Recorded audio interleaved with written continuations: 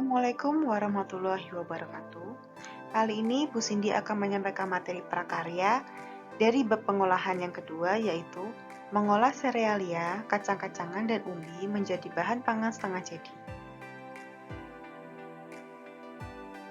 Langsung saja kita simak materinya. Jangan lupa siapkan buku catatan dan alat tulis kalian.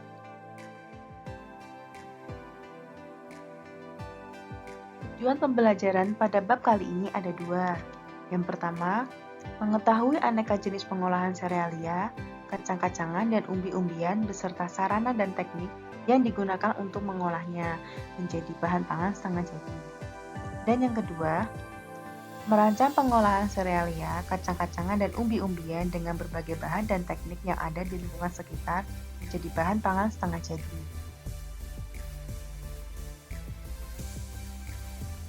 Materi pada bab kali ini terdapat 4 materi pokok. Yang pertama, tepung, gaplek, pati, dan tepung daun singkong.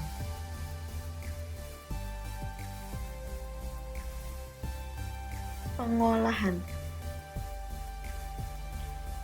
Bahan setengah jadi adalah suatu bahan yang mengalami proses pengolahan, akan tetapi masih memerlukan proses pengolahan selanjutnya untuk dapat dikonsumsi.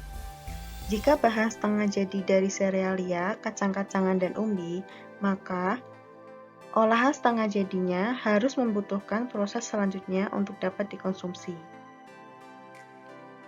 Olahan-olahan tersebut dapat berupa tepung, gaplek, tapai, keripik, dan lain-lain. Di dalam tanaman tersebut terkandung kadar karbohidrat yang tinggi, yang mampu bertahan lama karena tahan terhadap suhu yang tinggi. Tanaman-tanaman tersebut dapat diolah dan dihidangkan dalam berbagai bentuk, seperti direbus, dikukus, atau digoreng.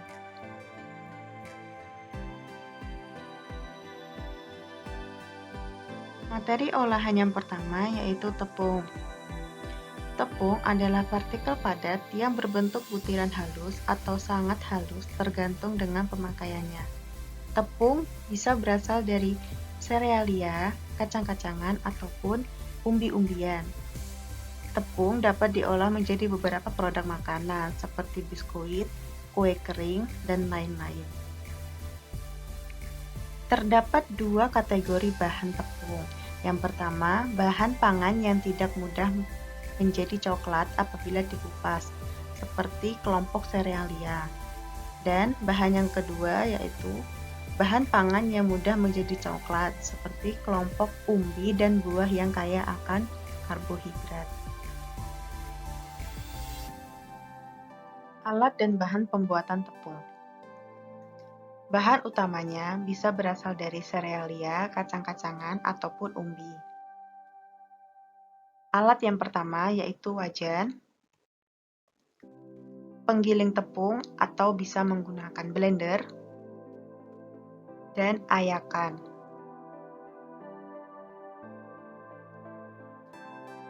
Materi selanjutnya yaitu pati. Pati adalah hasil penyaringan atau ekstraksi dari suatu bahan. Pati dapat digunakan sebagai bahan kue, sohun, bahan pengental, bahan perekat, dan sirup. Proses pembuatan pati adalah sebagai berikut. Pertama, kupas ubi, lalu cuci ubi hingga bersih. Selanjutnya, parut atau blender ubi sampai halus. Peras hasil parutan dan ekstraksi dengan menggunakan kain saring. Setelah diperas, kemudian ampas ubi tersebut ditambah dengan sedikit air. Tampung hasil cairan pati tersebut dalam wadah atau baskom. Endapkan pati hasil ekstraksi, kemudian buang air di bagian atas endapan. Ambil hasil endapan hanya di bagian bawahnya saja. Proses berikutnya, keringkan endapan pati tersebut dengan menggunakan panas atau sinar matahari sampai kering. Setelah kering, timbang hasil tepung yang dihasilkan, kemudian masukkan ke dalam kemasan plastik.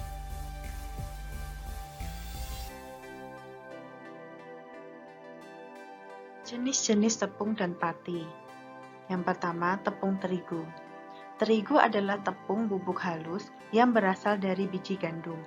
Terigu merupakan bahan dasar dari berbagai makanan seperti kue, mie, dan roti. Terigu memiliki protein gluten dan daya serap yang cukup tinggi terhadap cairan. Oleh sebab itulah, ketika dicampurkan dengan cairan, gluten yang terkandung di dalam terigu akan mengembang dan membentuk adonan yang elastis. Kandungan gluten menentukan kadar protein tepung terigu. Semakin tinggi kandungan proteinnya, maka glutennya pun semakin tinggi. Tepung yang berikutnya yaitu tepung maizena. Tepung maizena merupakan tepung yang berasal dari saripati biji jagung. Biasanya digunakan untuk mengentalkan sup, membuat cookies, atau makanan lain menjadi lebih lembut.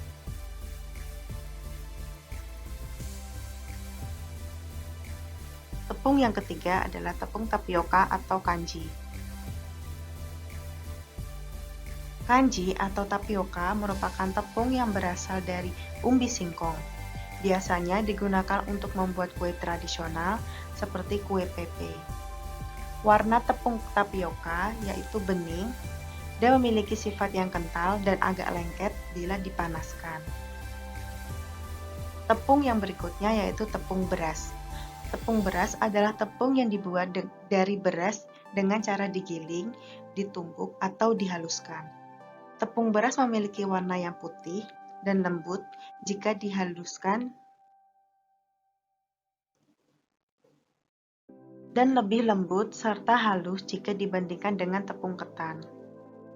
Tepung beras banyak digunakan sebagai bahan baku bihun, bakmi, makaroni, cookies, dan lain-lain.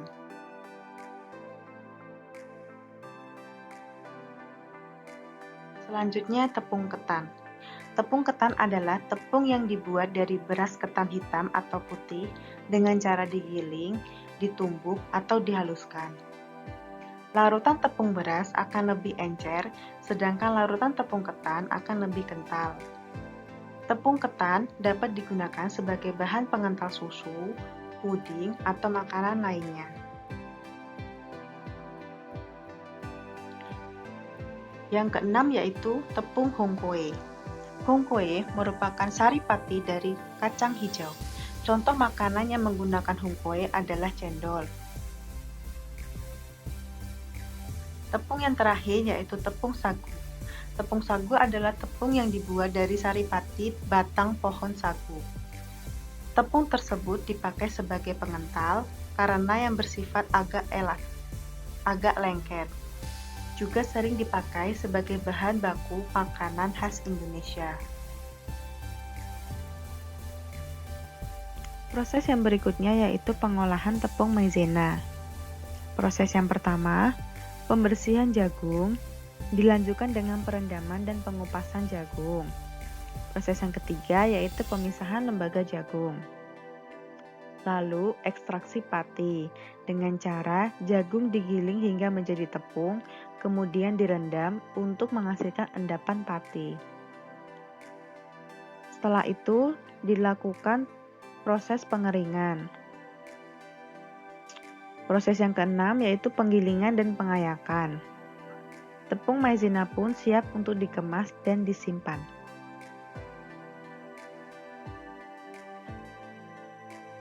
Proses selanjutnya yaitu teknik pengolahan tepung serealia. Serealia di sini bisa berupa beras, gandum maupun ketan.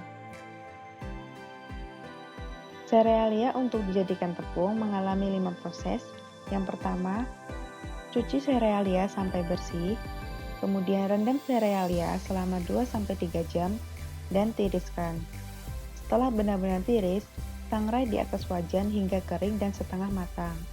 Blender serealia tanpa air, bisa juga ditumbuk hingga halus. Ayak atau saring hingga mendapatkan tepung.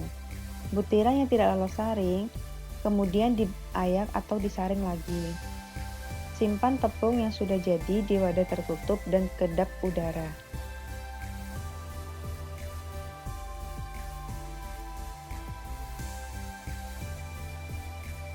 Olahan yang ketiga yaitu gaplek. Gaplek adalah bahan makanan yang diolah dari ubi ketela pohon atau singkong. Prosesnya pun sangat mudah. Alat dan bahannya yaitu singkong, talenan, pisau atau alat perajang. Prosesnya yang pertama, singkong yang telah dikupas dan dicuci, kemudian dirajang atau dipotong-potong.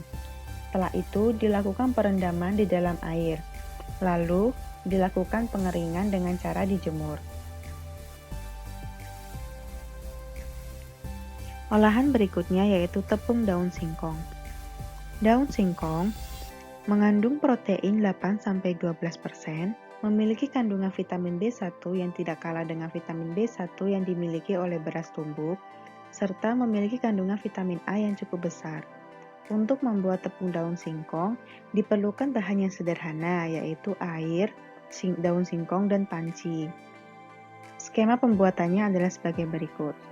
Daun singkong yang telah dicuci dilakukan perendaman selama 6 jam, kemudian di-blanching selama 3 menit, dan dilakukan pengeringan dengan cara dijemur atau di oven.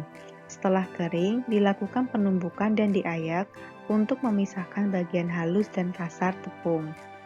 Tepung daun singkong pun siap untuk dikemas.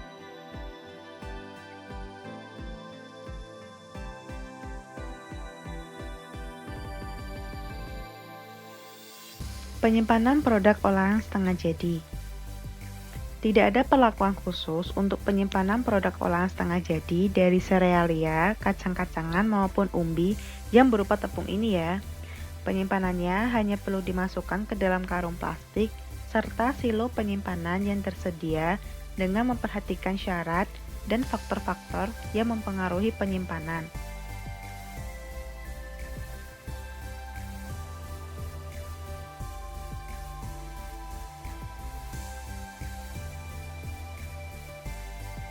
Oke, cukup sekian untuk materi kali ini.